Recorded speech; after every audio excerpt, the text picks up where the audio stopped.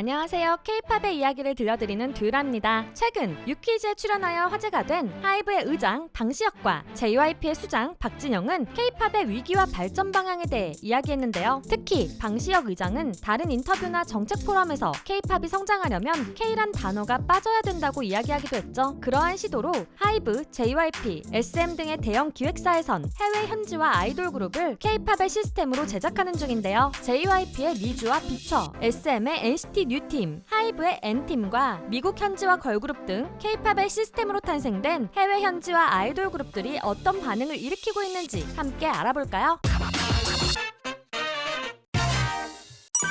니쥬 JYP가 처음으로 도전한 일본 현지화 걸그룹 니쥬. 니쥬는 일본의 글로벌 오디션 프로젝트인 니지 프로젝트를 통해 탄생한 9인조 걸그룹으로 최근에는 하트리스라는 곡으로 한국에서도 데뷔를 한 걸그룹이죠. 니쥬를 탄생시킨 니지 프로젝트는 JYP에서 트와이스를 탄생시킨 식스틴과 비슷한 프로그램으로 일본에서 굉장한 화제가 되었는데요. 당시 일본에서 훌루라는 OTT를 통해 방영했는데 한국에서도 유명한 일본의 인기 애니메이션 귀멸의 칼날과 명탐정 코난을 제친 주간 인기 1위 프로그램이기도 했습니다. 한국에서도 화제성 높은 서바이벌 오디션 프로그램을 통해 데뷔한 아이돌 그룹은 데뷔 때부터 놀라운 성적을 보여주며 정상급 인기를 보여주었는데요. 최근의 예로 보이즈 플래닛을 통해 데뷔한 제로베이스원이 있죠. 니쥬 역시 일본에서 데뷔 때부터 놀라운 기록을 세웠습니다. 니쥬의 일본 데뷔 앨범 Make You Happy는 오리콘 주간 합산 앨범 랭킹 1위에 올랐었죠. 오리콘 주간 합산 앨범 랭킹에서 디지털 앨범 성적만으로 정상을 차지한 것은 니쥬가 최초였다고 하는데요. 거기에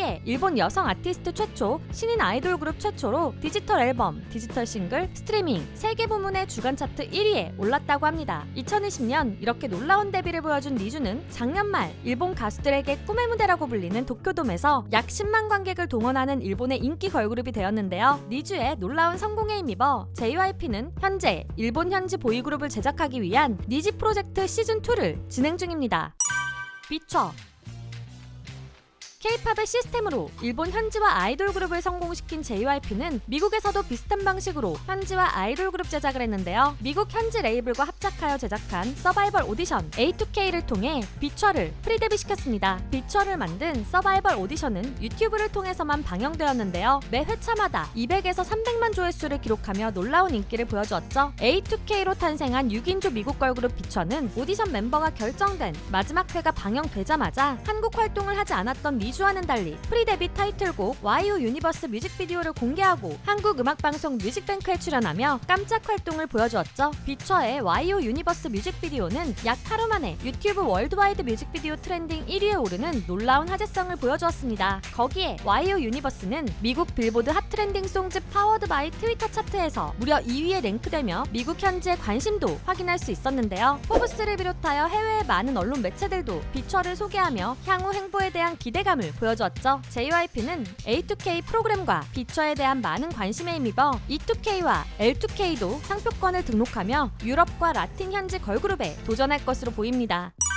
NCT 뉴팀 SM의 보이그룹 NCT는 26명의 멤버 전체가 활동하기보다는 NCT U, NCT 드림, NCT 127 등 여러 유닛으로 나뉘어 주로 활동하는데요. 그 중에는 중화권을 중심으로 활동하는 웨이션 V도 있죠. SM은 일본 현지에서 활동하는 보이그룹을 만들기 위해 가칭 NCT 뉴팀이라는 유닛을 새로운 멤버를 뽑아 만들었는데요. NCT 유니버스 라스타트라는 SM이 최초로 제작한 서바이벌 오디션 프로그램을 통해 6명의 멤버를 선발했습니다. 이 역시 일본에서 화제가 되었는지 가칭 NCT 뉴팀은 정식으로 데뷔하기 전에 프리데뷔 투어를 돌았는데 약 8,000명의 관객을 동원할 정도로 열광적인 반응을 얻었다고 하죠. NCT의 마지막 확장으로 합류하게 된 일본 현지 NCT 유닛 NCT 뉴팀이 일본에서 정식 데뷔를 하면 어떤 센세이션을 몰고 올지 기대가 되네요. N팀 하이브에서는 일본 첫 현지화 아이돌 그룹으로 보이그룹을 선택했는데요. N 오디션 더 하울링 서바이벌 오디션을 통해 선발한 5명의 멤버와 N넷 서바이벌 오디션 아일랜드 참가자였던 4명을 포함한 9인조 보이그룹 N팀을 일본에서 데뷔시켰죠. 하이브의 서바이벌 오디션 프로그램으로 데뷔를 한 효과와 함께 매력적이고 놀라운 실력을 지닌 N팀 멤버들은 일본 데뷔 앨범 퍼스트 하울링 미로 오리콘 주간 합산 앨범 랭킹 1위를 차지하며 놀라운 인기를 보여주었는데요. 올해 6월 컴백한 두 번째 앨범 퍼스트 스타올링 위는 오리콘 주간 앨범 랭킹 1위를 했을 뿐만 아니라 빌보드 재팬의 톱 앨범 세일즈 1위를 하며 뜨거운 인기를 이어가고 있었습니다. 일본 현지 아이돌 그룹을 성공시킨 하이브 역시 그 다음 스텝으로 미국 현지 아이돌 그룹에 도전하는 중이죠. 캐츠아이.